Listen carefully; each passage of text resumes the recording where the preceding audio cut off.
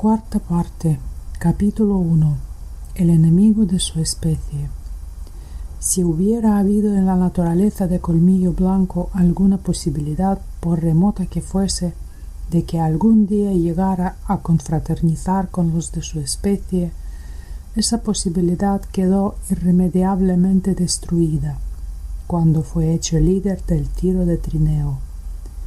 Porque ahora los perros lo odiaban por la carne extra que le daba Mitzá, lo odiaban por todos los favores reales e imaginarios que recibía. Lo odiaban porque siempre huía a la cabeza del tiro, con el penacho ondulante de su cola y sus cuartos traseros perpetuamente en retirada, enloqueciendo sus ojos. Y Colmillo Blanco los odiaba a ellos con igual amargura. Ser líder del tiro no tenía para él nada de gratificante. Verse obligado a huir delante de la jauría aullante, cada uno de cuyos perros había vapuleado y dominado durante 3 años, era casi más de lo que podía soportar. Pero soportarlo debía, o perecer, y la vida que había en él no tenía deseo de extinguirse. En el instante en que Mitzá daba la orden de partida, en ese mismo instante el tiro entero, con gritos ansiosos y feroces, se lanzaba sobre Colmillo Blanco. No había defensa posible. Si se volvía contra él, Mitzá le lanzaba el latigazo punzante del látigo a la cara. Solo le quedaba huir. No podía enfrentarse a aquella horda aullante con la cola y los cuartos traseros. No eran precisamente armas adecuadas para hacer frente a tantos colmillos despiadados. Así que huía, violentando su propia naturaleza y su orgullo con cada salto que daba, y saltando así todo el día. No se pueden violentar los impulsos de la propia naturaleza sin que esa naturaleza se vuelva contra sí misma. Tal reacción es como la de un pelo destinado a crecer hacia afuera del cuerpo, que se tuerce contra la dirección de su crecimiento y crece hacia adentro, una cosa enconada, supurante, dolorosa. Y así fue con Colmillo Blanco. Cada impulso de su ser lo empujaba a abalanzarse sobre la jauría que aullaba a sus talones, pero la voluntad de los dioses era que esto no fuera, y detrás de esa voluntad, para imponerla, estaba el látigo de tripa de caribú, con su mordiente tira de 10 metros. Así que Colmillo Blanco solo podía devorarse el corazón en la amargura, y desarrollar un odio y una malicia proporcionales a la ferocidad e indomabilidad de su naturaleza. Si alguna criatura fue jamás la enemiga de su especie, esa criatura fue Colmillo Blanco. No pedía cuartel ni lo daba.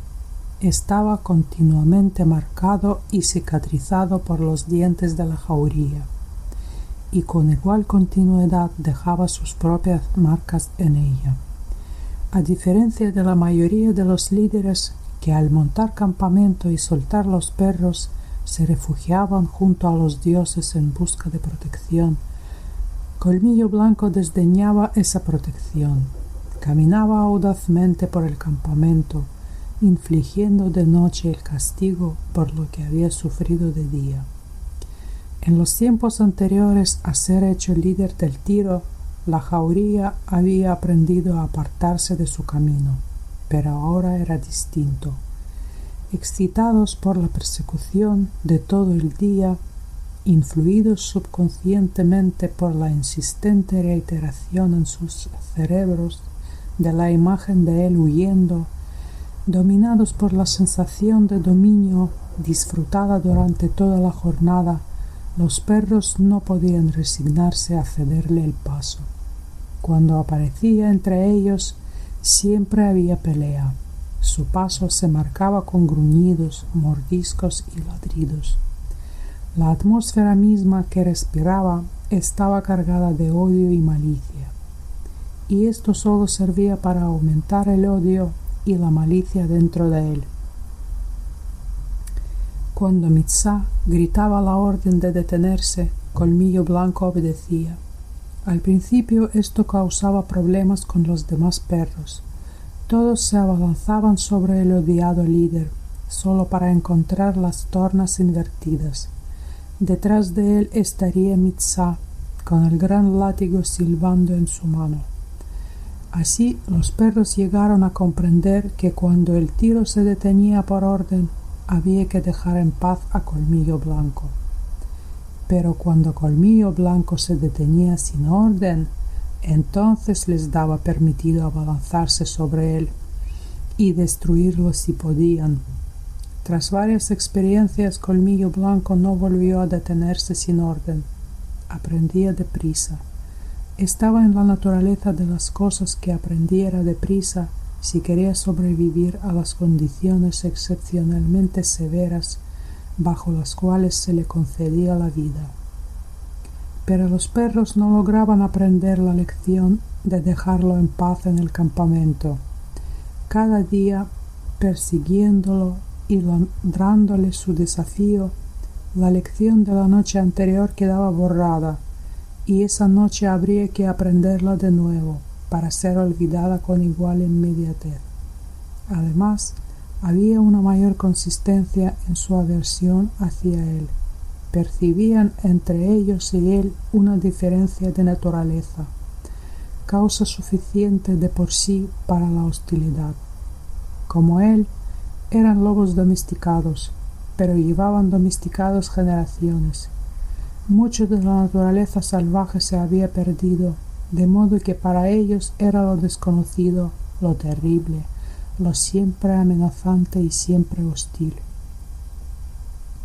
Pero a él, en su aspecto, sus actos, sus impulsos, aún se aferraba a la naturaleza salvaje. Él la simbolizaba, era su personificación, de modo que cuando enseñaban los dientes, se estaban defendiendo de sus poderes de destrucción que acechaban en las sombras del bosque y en la oscuridad más allá de la hoguera. Pero había una lección que los perros sí aprendieron, y fue mantenerse juntos. Colmillo Blanco era demasiado terrible para que ninguno lo enfrentara en solitario. Lo hacían frente en formación de masa, pues de otro modo lo habría matado, uno a uno, en una sola noche. Tal como estaban las cosas, nunca tuvo oportunidad de matarlos. Podía derribar a un perro, pero la jauría caía sobre él antes de que pudiera rematar con el mordisco mortal a la garganta. A la primera señal de conflicto, todo el tiro se juntaba y le hacía frente. Los perros tenían peleas entre sí, pero las olvidaban cuando se avecinaba un problema con Colmillo Blanco. Por otro lado, por más que lo intentaran, no lograban matar a Colmillo Blanco. Era demasiado rápido, demasiado temible, demasiado sagaz. Evitaba los lugares estrechos y siempre retrocedía cuando amenazaban con rodearlo. Y en cuanto a derribarlo, no había entre ellos un perro capaz de semejante proeza. Sus patas se aferraban a la tierra con la misma tenacidad con que él se aferraba a la vida. De hecho, vida y equilibrio eran sinónimos en aquella guerra interminable con la jauría, y nadie lo sabía mejor que Colmillo Blanco. Así se convirtió en el enemigo de su especie. Lobos domesticados que eran, ablandados por los fuegos del hombre, debilitados a la sombra protectora de la fuerza del hombre. Colmillo Blanco era amargo e implacable. La arcilla de la que estaba hecho había sido moldeada así. Declaró una vendetta contra todos los perros, y tan terriblemente vivió esa vendetta que Castor Gris, el mismo que un salvaje feroz, No podía dejar de maravillarse ante la ferocidad de Colmillo Blanco. Nunca, juraba, había existido un animal semejante, y los indios de aldeas extrañas juraban lo mismo cuando se enteraban de las matanzas que hacía entre sus perros. Cuando Colmillo Blanco tenía casi 5 años, Castor Gris lo llevó en otro gran viaje, y larga fue la memoria de los estragos que causó entre los perros de las muchas aldeas a lo largo del Mackenzie, al otro lado de las Rocosas y por el Porcupine, abajo hasta el Yukon. Se recreaba en la venganza que descargaba sobre los de su especie. Eran perros corrientes, desprevenidos. No estaban preparados para su velocidad y su decisión, para su ataque sin previo aviso. No sabían lo que era un relámpago de matanza.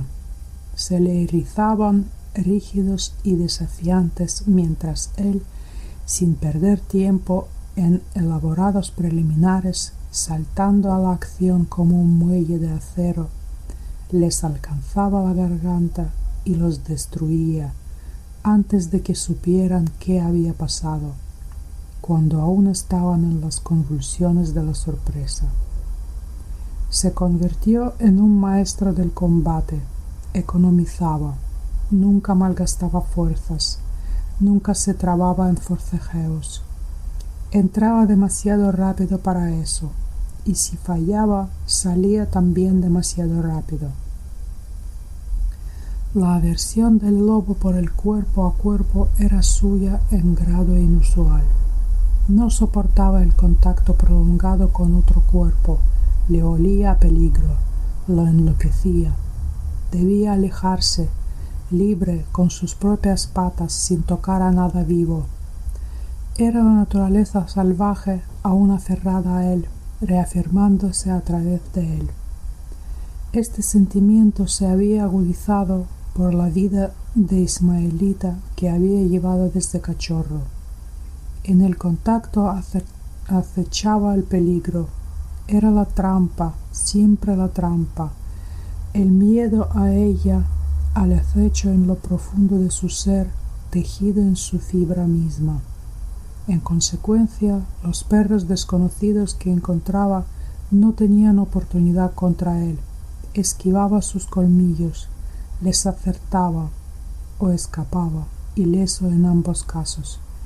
En el curso natural de las cosas había excepciones. Había veces en que varios perros abalanzándose sobre él lo castigaban antes de que pudiera escapar, y había veces en que un solo perro lo dejaba una herida profunda, pero eran accidentes. En general, tan eficiente luchador se había hecho que pasaba ileso. Otra ventaja que poseía era la de juzgar correctamente el tiempo y la distancia. No es que lo hiciera conscientemente, no calculaba esas cosas, todo era automático. Sus ojos veían con precisión y los nervios transmitían la visión correctamente a su cerebro. Las partes de su organismo estaban mejor ajustadas que las del perro medio. Funcionaban juntas con más suavidad y regularidad. La suya era una mucho mejor coordinación nerviosa, mental y muscular. Cuando sus ojos transmitían a su cerebro la imagen en movimiento de una acción, su cerebro, sin esfuerzo consciente, conocía el espacio que limitaba esa acción y el tiempo necesario para completarla. Así podía evitar el salto de otro perro o la arremetida de sus colmillos en el mismo instante, aprovechar la fracción infinitesimal del tiempo para lanzar su propio ataque. Cuerpo y cerebro era un mecanismo más perfeccionado. No es que mereciera elogios por ello. La naturaleza había sido más generosa con él que con el animal medio. Eso era todo. Fue en verano cuando Colmillo Blanco llegó a Fort Yukon. Castor Gris había cruzado la gran divisoria de aguas entre el Mackenzie y el Yukon a finales de invierno, y había pasado la primavera cazando entre los contrafuertes occidentales de las Rocosas. Después, tras la rotura del hielo en el Porcupine, había construido una canoa y remado río abajo hasta su confluencia con el Yukon, justo bajo el círculo ártico. Allí se alzaba el viejo puesto de la compañía de la bahía de Hudson, y allí había muchos indios, mucha comida y una excitación sin precedentes. Era el verano de 1898, y miles de buscadores de oro subían por el Yukon hacia Dawson y el Klondike. Aún a cientos de kilómetros de su destino, muchos de ellos llevaban un año de camino, y el que menos había viajado 8.000 kilómetros para llegar hasta allí, mientras que algunos venían del otro lado del mundo. Allí se detuvo Castor Gris. Le había llegado un rumor de la fiebre del oro, y había venido con varios fardores de pieles y otro de mitones y mocasines cosidos con tripa. No se había aventurado en un viaje tan largo de no esperar generosas ganancias, pero lo que había esperado no era nada comparado con lo que obtuvo. Sus sueños más desaforados no habían superado el 100% de beneficio. Consiguió el 1000%, y como buen indio se asentó a comerciar cuidadosa y lentamente, aunque tardara todo el verano y el resto del invierno en colocar sus mercancías. Fue en Fort Yukon donde Colmillo Blanco vio a sus primeros hombres blancos. Comparados con los indios que había conocido, eran para él otra raza de seres, una raza de dioses superiores. Le impresionaba su poder superior, y es sobre el poder donde descansa la divinidad. Colmillo Blanco no lo razonaba, no hacía en su mente la generalización precisa de que los dioses blancos eran más poderosos. Era un sentimiento, nada más, pero no por ello menos potente. Como en su época de cachorro, las masas de los tipis alzadas por el hombre lo habían impresionado como manifestaciones de poder, así lo impresionaban ahora las casas y el enorme fuerte, todo de troncos macizos. Aquí había poder. Aquellos dioses blancos eran fuertes. Poseían un mayor dominio sobre la materia que los dioses que él había conocido, entre los cuales el más poderoso era Castor Gris. Y sin embargo Castor Gris era como un dios niño entre aquellos de piel blanca. Cierto es que Colmillo Blanco solo sentía estas cosas, no era consciente de ellas, pero los animales actúan más a menudo por el sentimiento que por el pensamiento. Y cada acto que realizaba ahora Colmillo Blanco se basaba en el sentimiento de que los hombres blancos eran los dioses superiores. En primer lugar, desconfiaba enormemente de ellos. No había manera de saber qué terrores desconocidos eran los suyos, qué daños desconocidos podían infligir. Sentía curiosidad por observarlos, temor de ser percibido por ellos. Durante las primeras horas se contentó con rondar y observarlos desde una distancia segura.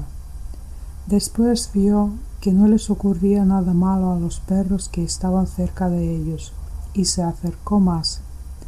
A su vez, él era un objeto de gran curiosidad para ellos. Su apariencia lobuna les llamó la atención de inmediato, y se lo señalaban unos a otros. Este acto de señalar puso a Colmillo Blanco en guardia, y cuando intentaron acercarse a él, enseñó los dientes y retrocedió. Ninguno consiguió ponerle la mano encima, y fue una suerte que no lo hicieran. Colmillo Blanco pronto descubrió que muy pocos de aquellos dioses, no más de una docena, vivían en aquel lugar. Cada 2 o 3 días un vapor, otra manifestación colosal de poder, se arrimaba a la orilla y se detenía durante varias horas. Los hombres blancos bajaban de aquellos vapores y se marchaban en ellos. Parecían innumerables. En el primer día o 2 vio más de ellos que indios en toda su vida, y a medida que pasaban los días seguían llegando río arriba, paraban y después seguían el río arriba hasta perderse de vista. Pero si los dioses blancos eran todos poderosos, sus perros no valían gran cosa. Esto lo descubrió rápidamente Colmillo Blanco al mezclarse con ellos que desembarcaban con sus amos. Eran de formas y tamaños irregulares. Algunos tenían las patas cortas, demasiado cortas. Otras las tenían largas, demasiado largas. Tenían pelo en lugar de pelaje, y unos pocos apenas tenían pelo, y ninguno de ellos sabía pelear. Como enemigo de su especie, estaba en la jurisdicción de Colmillo Blanco pelear con ellos. Lo hizo, y rápidamente les cobró un inmenso desprecio. Eran blandos y indefensos, hacían mucho ruido y se movían torpemente intentando conseguir por la fuerza bruta lo que él conseguía con destreza y astucia. Se le lanzaban mugiendo. Él saltaba a un lado. No sabían qué había sido de él, y en ese momento les golpeaba el hombro, los derribaba y lanzaba su mordisco a la garganta. A veces ese mordisco tenía éxito y un perro herido rodaba por el suelo para ser asaltado y despedazado por la jauría de perros indios que esperaba. Colmillo Blanco era sagaz. Hacía tiempo que había aprendido que los dioses se enfurecían cuando les mataban a los perros. Los hombres blancos no eran excepción. Así que se contentaba, una vez derribado el perro y rajada su garganta, con retirarse y dejar que la jauría hiciera el cruel trabajo final. Era entonces cuando los hombres blancos se abalanzaban, descargando su ira sobre la jauría, mientras Colmillo Blanco quedaba libre. Se quedaba a cierta distancia observando, mientras piedras, garrotes, hachas y toda clase de armas caían sobre sus compañeros. Colmillo Blanco era muy sagaz, pero sus compañeros también se volvían sagaces a su manera, y en esto Colmillo Blanco se adaptó con ellos. Aprendieron que la diversión era cuando un vapor acababa de atracar. Después de que los primeros 2 o 3 perros desconocidos hubieran sido derribados y destruidos, los hombres blancos se apresuraban a subir a sus propios animales a bordo y descargaban una venganza feroz contra los culpables. Un hombre blanco, tras ver a su perro, un setter, despedazado ante sus ojos, sacó un revólver. Disparó rápidamente 6 veces, y 6 miembros de la jauría quedaron muertos o moribundos. Otra manifestación de poder que caló hondo en la conciencia de Colmillo Blanco. Colmillo Blanco lo disfrutaba todo, no amaba a los de su especie, y era lo bastante astuto para escapar ileso. Al principio, la matanza de los perros de los hombres blancos había sido una diversión. Con el tiempo se convirtió en su ocupación. No tenía trabajo que hacer. Castor Gris estaba ocupado comerciando y enriqueciéndose.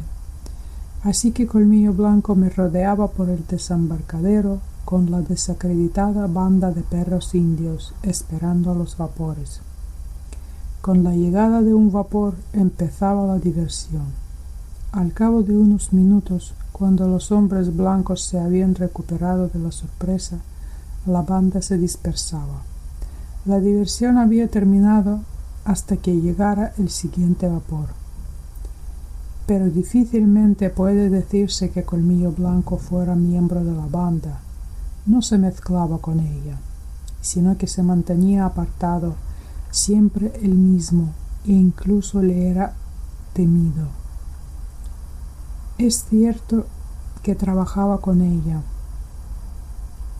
Él buscaba la pelea con el perro desconocido mientras la banda esperaba, y cuando había derribado al perro, la banda entraba a rematarlo. Pero igualmente cierto es que entonces se retiraba, dejando a la banda recibir el castigo de los dioses ultrajados. No requería mucho esfuerzo provocar esas peleas. Todo lo que tenía que hacer cuando los perros desconocidos desembarcaban era mostrarse. Al verlo, se lanzaban sobre él. Era su instinto.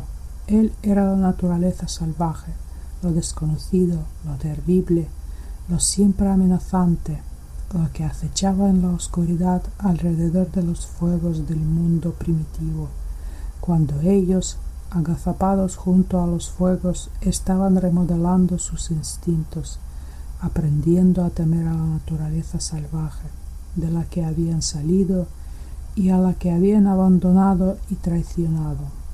Generación tras generación, a lo largo de todas las generaciones, aquel miedo a la naturaleza salvaje se había grabado en sus naturalezas. Durante siglos, la naturaleza salvaje había significado terror y destrucción, y durante todo ese tiempo habían tenido licencia de sus amos para matar a las cosas de la naturaleza salvaje. Haciéndolo, se habían protegido a sí mismos y a los dioses cuya compañía compartían. Y así, recién llegados del blando mundo del sur, aquellos perros no tenían más que ver a Colmillo Blanco al bajar por la pasarela y pisar la orilla del Yukón para experimentar el impulso irresistible de lanzarse sobre él y destruirlo. Podían ser perros criados en la ciudad, pero el miedo instintivo a la naturaleza salvaje era igualmente suyo. No solo con sus propios ojos veían a la criatura lobuna a plena luz del día, plantada ante ellos. La veían con los ojos de sus antepasados, y por su memoria heredada reconocían en Colmillo Blanco al lobo y recordaban la antigua enemistad. Todo lo cual contribuía a hacer agradables los días de Colmillo Blanco. Si la visión de él lanzaba a aquellos perros extraños sobre él, tanto mejor para él, tanto peor para ellos. Ellos lo consideraban una presa legítima, y como presa legítima los consideraba él a ellos. No en vano había visto la luz del día por primera vez en una guarida solitaria, y librado sus primeras batallas con los lagópodos, la comadreja y el lince. Y no en vano le habían amargado la infancia la persecución de Hocico y de toda la jauría de cachorros. Podría haber sido de otro modo, y entonces él habría sido diferente. Si Hocico no hubiera existido, habría pasado la infancia con los demás cachorros y habría crecido más perruno y con más simpatía hacia los perros. Si Castor Gris hubiera poseído la sonda del afecto y el amor, podría haber explorado las profundidades de la naturaleza de Colmillo Blanco y sacado a la superficie toda clase de cualidades amables. Pero esas cosas no habían sido así. La arcilla de Colmillo Blanco había sido moldeada hasta convertirlo en lo que era, hosco y solitario, sin amor y feroz, el enemigo de toda su especie.